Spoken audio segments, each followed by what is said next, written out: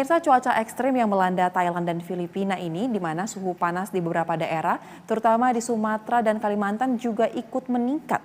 Apakah seluruh wilayah di Indonesia akan ikut terdampak dari cuaca panas ekstrim? Kita sudah bersama dengan Deputi Bidang Meteorologi BMKG Guswanto. Selamat pagi, Pak Guswanto. Selamat siang, Yosa.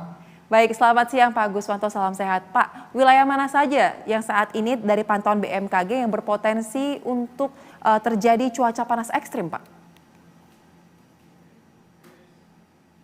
Baik, kalau kita lihat tadi cuaca ekstrim yang dimaksud oleh Yosa adalah cuaca ekstrim suhu ya. Ya. Kalau di Indonesia, cuaca ekstrim suhu ini sepertinya masih terkendali, tidak terjadi ya. Kita lihat tertingginya suhu maksimum itu hanya berkisar 34 sampai 36 derajat. Misalkan Putu Sibau kita lihat adalah 36,1 derajat Celcius. Nangapino juga 35,4 derajat Celcius.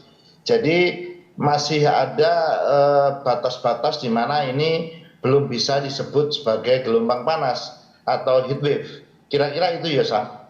Oke, baik, kalau jika saat ini kondisi masih dikatakan terkendali maksimal di 36 derajat. Nah, situasi seperti apa Pak sebenarnya yang bisa kita katakan sudah masuk dalam kategori ekstrim panas atau heat wave tersebut?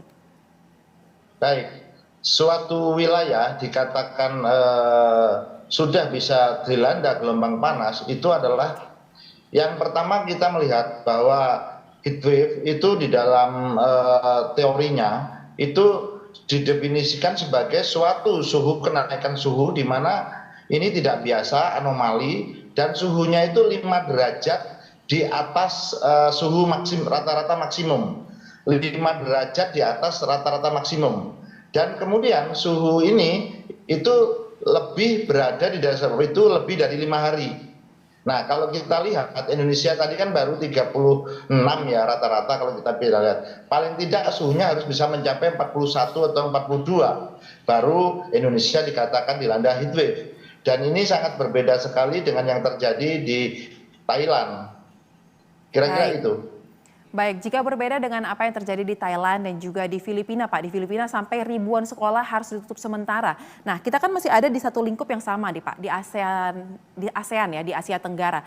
Apakah kondisi serupa ini di dalam waktu tahun 2024 ini bisa kita katakan bisa juga ada kemungkinan terjadi dan faktor apa aja yang mempengaruhi, Pak, situasi tersebut terjadi?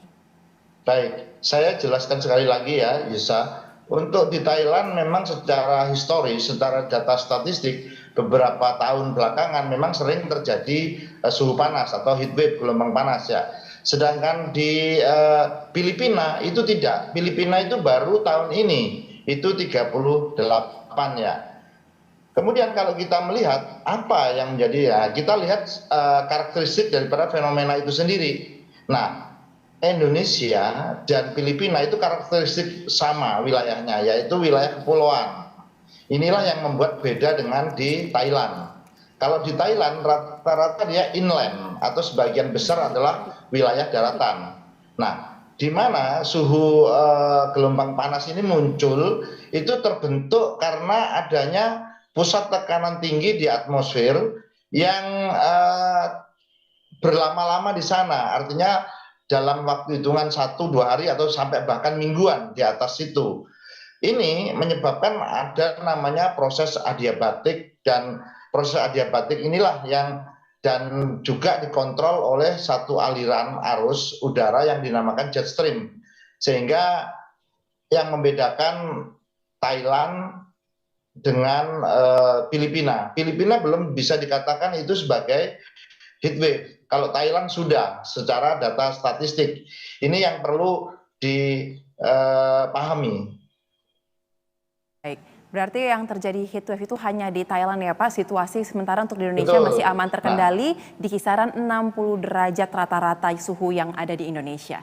Baik, terima kasih Deputi Bidang Meteorologi BMKG Guswanto telah bergabung bersama kami di program Berita Satu Siang. Salam sehat. Salam sehat, terima kasih.